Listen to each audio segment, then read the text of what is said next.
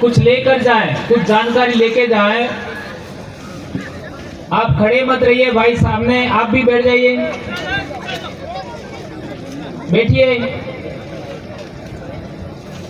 आप सबके बीच में इतनी हमारी बहनें बेटियां आई हैं, वे कितनी धैर्य से सुन रही हैं और आप पुरुष होकर के साइड में खड़े, अच्छी बात नहीं लगती है। आज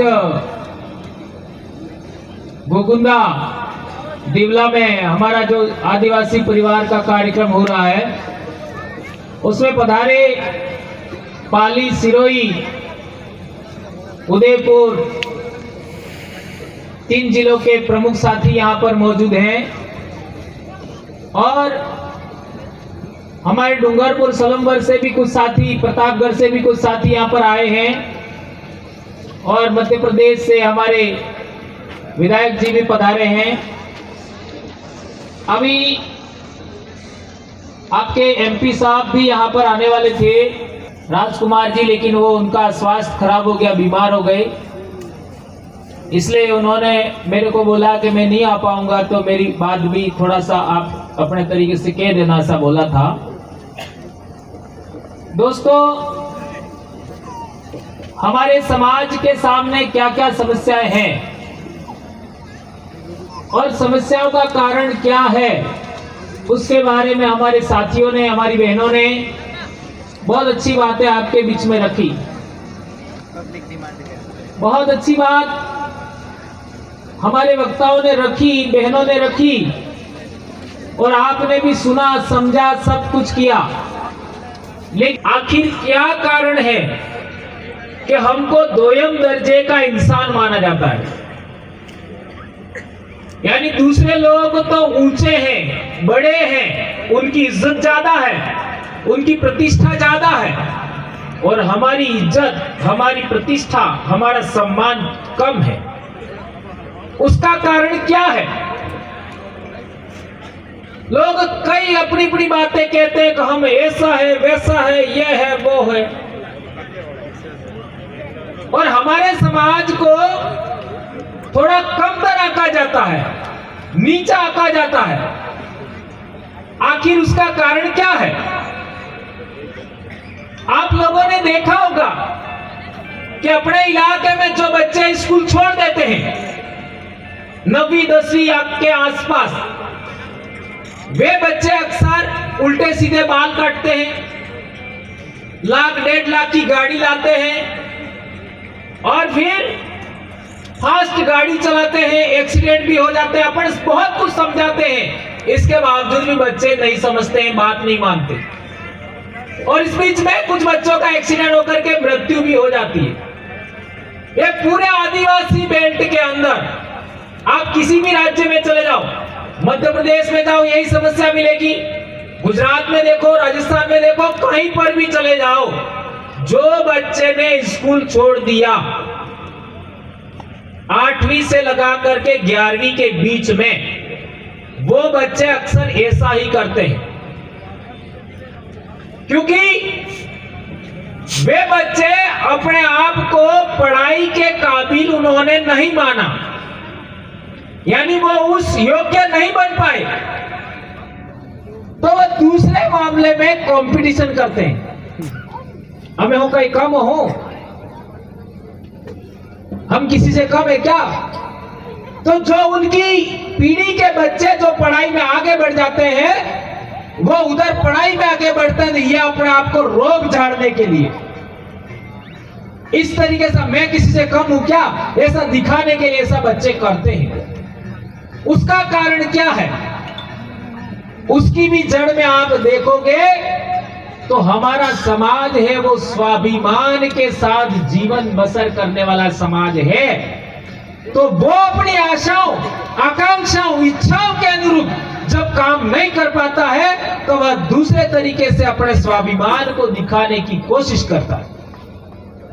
क्योंकि उस समय बच्चों को इतनी समझदारी नहीं होती है, इस वजह से वो अपना स्वाभिमान को जिंदा रखने के लिए, आगे बढ़ाने के लिए कि मैं भी किसी से कम नहीं हूं, यह दिखाने के लिए इस तरीके की प्रतिस्पर्धा करता है। तो मैं कहना चाहता हूं पहली बात तो हमारे बच्चों को पढ़ाई करनी है और जितना पढ़ सके उतना पढ़ाना है। हमारी बहन शांता ही ना बता रही थी पढ़ाई के बारे में। यह बात आप हमारे आने से पहले भी दूसरे साथियों ने कहा होगा, हमें हर बेटी को पढ़ाना है, हर बच्चे को पढ़ाना है। और यदि बेटी को पढ़ाओगे तो बाप का परिवार भी देखेगी और अपना परिवार भी देखेगी। इसलिए जितने साथी यहाँ पर आए हैं, अपनी बेटियों को पढ़ाना ही है। इस इलाके के अंदर हमारी पढ़ाई का स्तर बहुत कम है। कोटड़ा की हालत तो और ज्यादा खराब है। वहां के स्कूल और चिकित्सालयों के क्या हालत है अखबार में आता है। मुझे हैरानी होती है कि आदिवासी बच्चे कितना बड़ी बड़ी पढ़ाई कर रहे हैं, कितना बड़ी बड़ी नौकरियां ले रहे हैं, और इस इलाके में हमारी बेटियां बेचने की नौबत आ रही है। दोस्तों, अखबार में छप के आता है कि आदिवासियों ने अपनी बेटी को बेच दिया। पिछले साल या कुछ महीने पहले अखबार में आया था। ये कोटड़ा जाडोल के बेल्ट में ये बात सुनने में आती है। और अभी अभी गुजरात के वलसाड़ से एक बात निकल के आई कि 15 से 19 साल के बीच की बेटियों का बच्चा हुआ। अखबार में छप के आया। यानी हमारे बच्चों की हम लोग टाइम पर पढ़ाई नहीं करते हैं, उनको पाठ पढ़ना नहीं आता है, तो फिर वो बच्चे दूसरे कामकाज में गतिविधि में संलग्न हो जाते हैं। इसके बाद हम लोग अब बच्चा मान नहीं रहा ऐसा करके शादी करा देते हैं।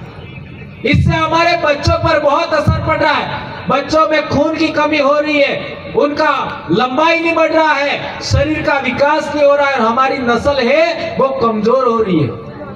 इस बात का आप सबसे ज्यादा ध्यान देना है। रही बात हमारे इलाके में जन जागरण की, तो मैंने जो सवाल खड़ा किया कि हमको दूसरे लोग दोयम दर्जे का क्यों मानते हैं और वो अपने आप को ऊंचा क्यों मानते हैं, तो उसके लिए ज्यादा कुछ देखने की जरूरत नहीं। किताबों में क्या लिखा यह महत्वपूर्ण कम है, शास्त्रों में क्या लिखा यह महत्वपूर्ण कम है। हमारे जीते जी कौन हमारे साथ कैसा व्यवहार कर रहा है, यह अनुभव बहुत बड़ा है। दोस्तों, हमारे जीते जी हमारे सामने, हमने हमारे जीवन के अंदर कौन इंसान हमारे साथ कैसा व्यवहार करता है, यह अनुभव बहुत बड़ा है। इस बात को आप याद रखिए। तो हमारा अनुभव है, आज मेरी उम्र भी 50 साल एग्जैक्ट चल रही है अभी, और मैंने अपनी पढ़ाई के दौरान मेरे को कभी मालूम नहीं पड़ा कि मेरे समाज के साथ छुआछूत होती है, क्योंकि मैं पाल का बेटा हूं और पालों में किसी की हिम्मत नहीं है, किसी की औकात नहीं है कि पालवी आदमी को कोई छुआछूत करे, किसी के सामने हिम्मत नहीं है कि वो उसको दबाए। और हम तो ऐसी पाल के रहने वाले हैं जिस पाल ने डूंगरपुर के दरबार को भी शरण दिया था, हम उस पाल सुराता के लोग हैं। तो मेरी पढ़ाई के दौरान कभी मेरे को पता नहीं लगा कि मेरे समाज के साथ ऊंच नीच का व्यवहार, छुआछूत का व्यवहार, भेदभाव